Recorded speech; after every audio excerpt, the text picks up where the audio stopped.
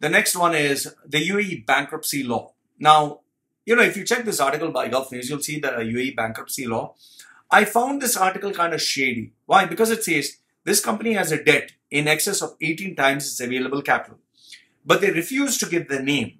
And they're saying it was a success. Here's my question to you. Which company is it? Is it related to the government? Why didn't you share the name?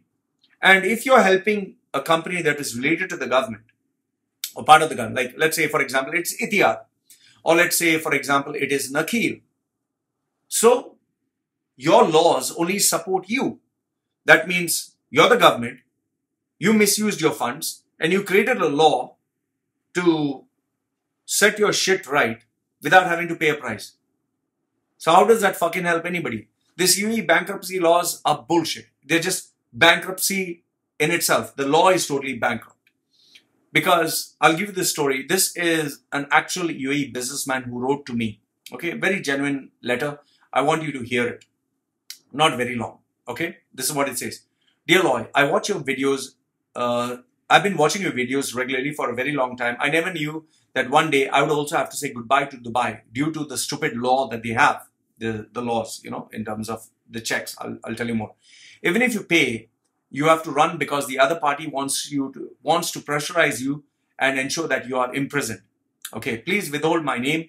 I was born and raised in Dubai. Today, I'm more or less, he has given me age. I was running a very good business until 2018. Things started to get worse when my first check bounced, which happened last year. I was traveling to attend my brother's wedding when I stopped at the airport, taken into custody. It was such an agonizing ordeal that I had to go through. Luckily, a friend helped me arrange the cash. I traveled the next day. Thinking of all the scenarios, I was pretty upset with the check system. All the businesses are getting affected because of this stupid system. That is why when you hear the news, businessmen are running from the country. This is the exact reason, which is why people like owners of Abraaj Group or Manama supermarket, why are they running? Because of this stupid law. No sane person would ever want to put himself into trouble with the police and the law. Today, I'm also running away from the law because of the current system.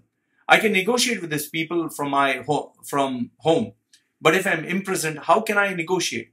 Besides, the creditor would put unnecessary terms because of the fact that I'm under stress.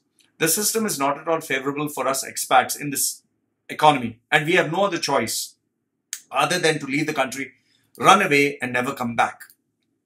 I was wondering, I was seriously wondering, what benefit do they get by criminalizing the check? They claim that they're supporting expats. They claim that it's no longer a criminal offense. But guess what? In business, yes, it is a criminal offense. They should decriminalize this check bounce and let business owners negotiate with creditors.